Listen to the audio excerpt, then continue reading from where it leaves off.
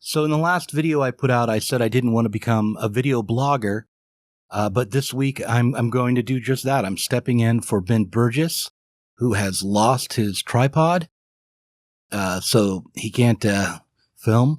So I have to step in and contribute to the conversation about Joe Rogan and his endorsement of Bernie Sanders and the backlash to that. So I should point out that Ben Burgis is the author of this book, Give Them an Argument, Logic for the Left. You should purchase it. It's one of our best sellers and it's one of our best books. I should also say that Burgis and Michael Brooks recently wrote an essay for Jacobin entitled Rogan's Bernie Endorsement is Good. Now it's time to organize. But to start with, if you don't know who Joe Rogan is, he's the world's, or at least America's, biggest podcaster. He has something like 11 million subscribers to his podcast. He gets around 190 million downloads per month. And that's not even including all the people watching him on YouTube. He's listed as the #1 podcaster on Stitcher. He's the 4th most popular podcaster on Apple's platform. And overall, he's huge. He's huge. Now, he's built this audience in a way that's fairly typical.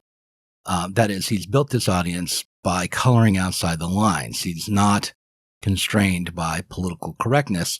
Or to put this more bluntly, over the years, Joe Rogan has said some pretty disgusting things. For instance, he said this. We're going to go see Planet of the Apes. So I look on the iPhone app. And it says, okay, take me to this one. And the guy goes, okay. I go, is that in a good neighborhood? He's like, oh, yeah. Guy barely speaks English. He takes us there. We get out, and we're giggling. Oh, we're going to go see Planet of the Apes. We walk into Planet of the Apes. We walked into Africa, dude. We walked in the door, and there was no white people. There was no white people. Planet of the Apes didn't take place in Africa. That was a racist thing for me to say. But you see what I'm saying. What I'm saying is... Flies automatically stuck to your head. Yeah, what happened is we walked into the blackest neighborhood we could find. I mean, there was literally no white people. It was amazing. And everybody was super cool. You know, it wasn't a negative experience.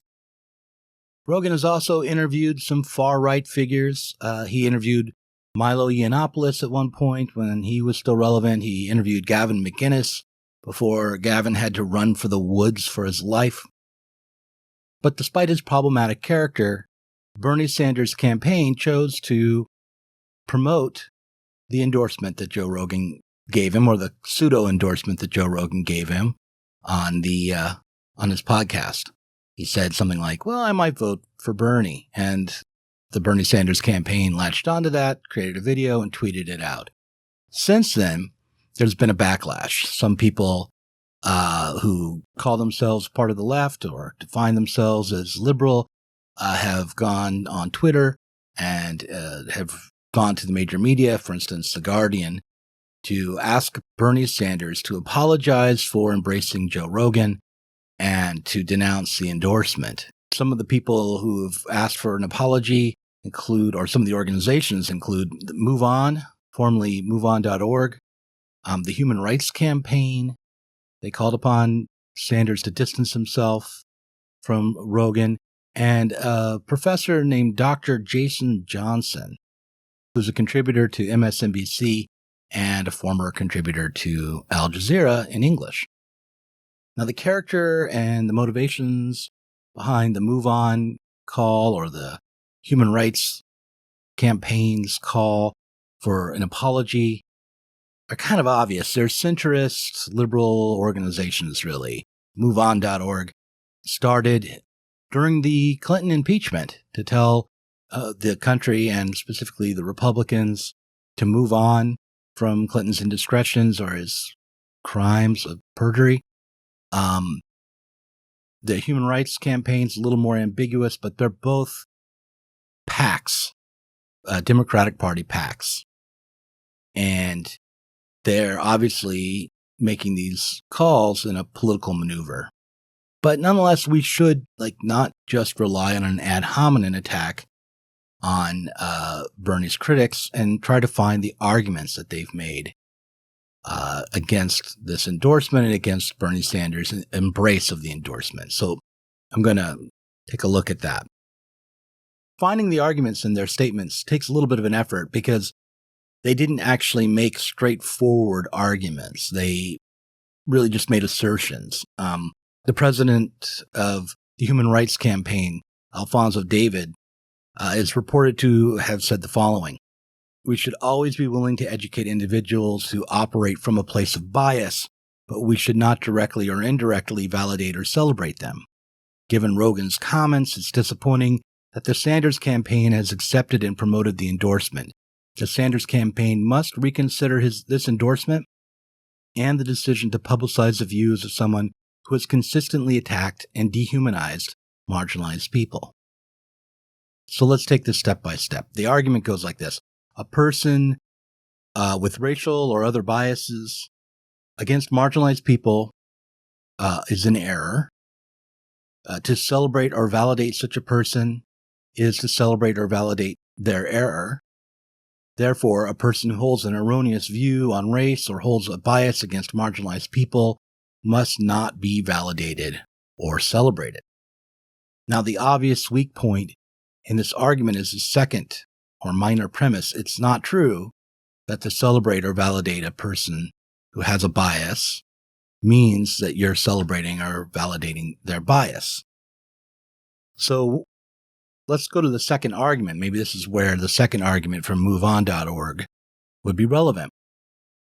They said, it's one thing for Joe Rogan to endorse a candidate. It's another for Bernie Sanders in his campaign to produce a video bolstering the endorsement of someone known for promoting transphobia, homophobia, Islamophobia, racism, and misogyny. We urge Senator Sanders and his campaign to apologize and stop elevating this endorsement. We stand in solidarity with folks hurt by this. So the argument isn't just that it's impossible to validate or celebrate a person and not validate and celebrate every aspect of what they've done, but more specifically that in this context today, historically, to validate or celebrate Joe Rogan is to hurt trans people, homosexuals, Islamic people, and ethnic minorities. In other words, even if you aren't intending to, by bolstering his reputation, you are helping to bolster homophobia, say. Now, this is a little bit more difficult an argument to undo, but it hinges on two ideas. The first is that transgender people or ethnic minorities are done harm by Joe Rogan when he says or promotes transphobic or homophobic or racist things. And the second is that by embracing the endorsement, Sanders is enabling or spreading the reach of Rogan. Now, I think the second point could be easily just knocked aside. I think it's pretty obvious that Rogan has his platform all on his own and would continue to have his platform and his influence without the Sanders campaign embracing Rogan's endorsement. There's no evidence given that Sanders' embrace of the endorsement has helped Rogan expand his influence. But if we grant that it's at least possible in the future that that could happen, especially, let's say, if Sanders becomes the president, then we have to ask about the harm that Rogan is said to have done. And this is, I think, where we can really find an error in the arguments about Rogan's endorsement. The truth is that Rogan's speech might be offensive, but it doesn't rise to the level of being harmful, or at least not harmful in the way that we usually want to condemn when we want to put limits on free speech or when we want to ostracize people from society based on their speech. So one kind of speech that can be easily condemned is dangerous speech. Now, this is a technical term, or it's one that's being developed as a technical term. And dangerous speech is speech that leads to violence against either a person or the real context is against an ethnic group.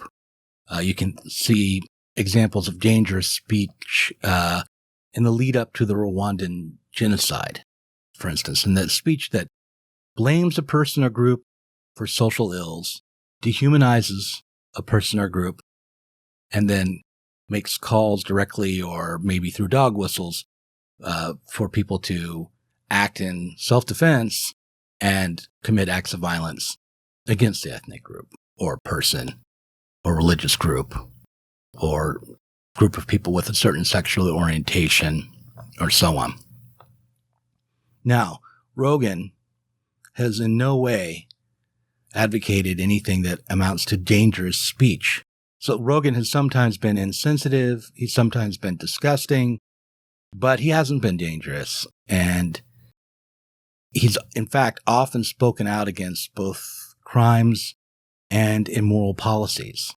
As Ben Burgis and Michael Brooks wrote in their essay, in some contexts ranging from Palestine to healthcare to Trump's child separation policy, Rogan has been a voice of reason and compassion.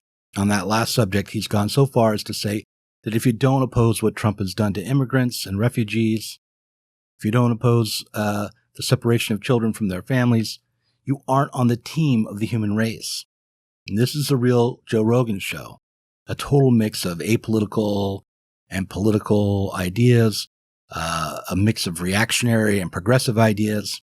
He is, in a sense, a representative of the political zigs and zags of most ordinary people who don't think and tweet about politics all the time or necessarily consistently. So let's take a look at one final argument. So just to put a cap on that, actually, the fact is that Joe Rogan is not dangerous. And to say that he has done harm on any political level or on any material level is a vast overstatement. So let's take a look at the final argument I want to consider, the one from Professor Jason Johnson. So he says, let's be clear. By promoting Joe Rogan, Sanders is dog whistling that his campaign is a safe space for aggrieved white bigots because he'll keep those radical blacks and their identity politics in check. He's been dancing around the message for years. Now, this one is kind of hard to make sense of because it's really not a rational statement, but a rhetorical attack. But if we just try to take it literally, we can ask, was Sanders dog whistling? Technically, no. He's not sending a message in code aimed at a subgroup who will understand his meaning. Is Bernie Sanders creating a safe space for aggrieved white bigots? Now, if you mean by that he's creating a place where white bigots can go and express their bigotry without being challenged, the answer to that is no. That's not the case. Is Bernie Sanders trying to keep radical black people in check? Absolutely not.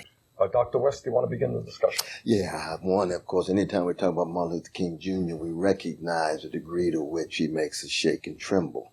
But the important thing is he's not an isolated icon. He's not just a figure in a museum. He's part of a very rich tradition, a tradition of a people who've been terrorized, traumatized, and stigmatized for 400 years, but still keep dishing out unbelievable courage and vision, and most importantly, love and justice.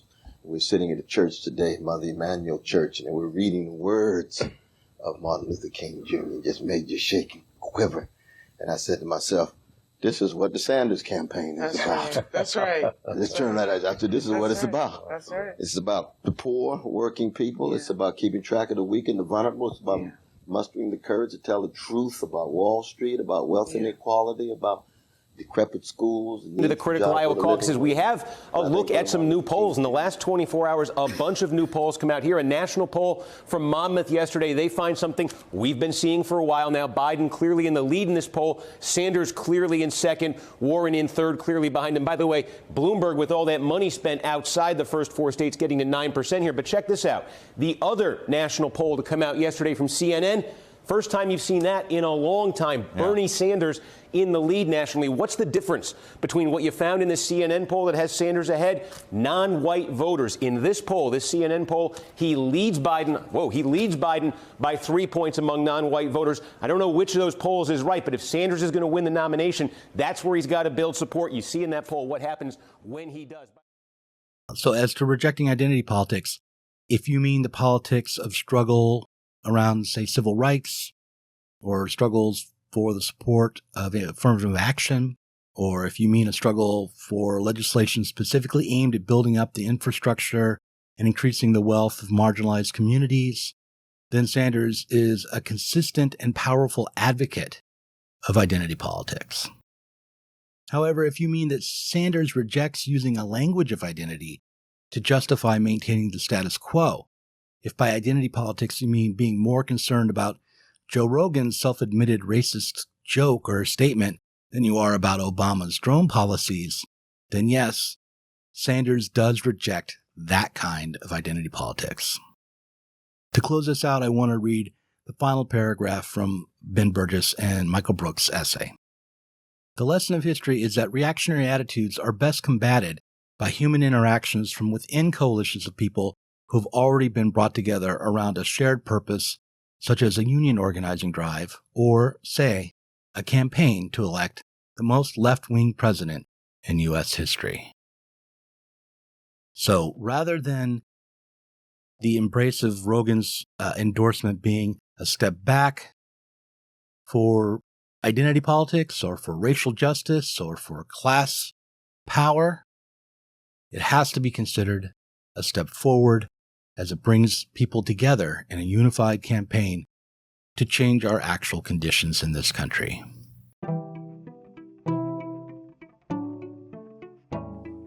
Thanks for watching this Zer0 Books video. If you enjoyed it, subscribe to this channel and click on the notifications bell so that you'll be alerted whenever we release a new video. You should also consider supporting us on Patreon. Our patrons get access to our Inside Zer0 Books podcast every week and can get access to the Zer0 Books book club and help us to continue making online content from the left.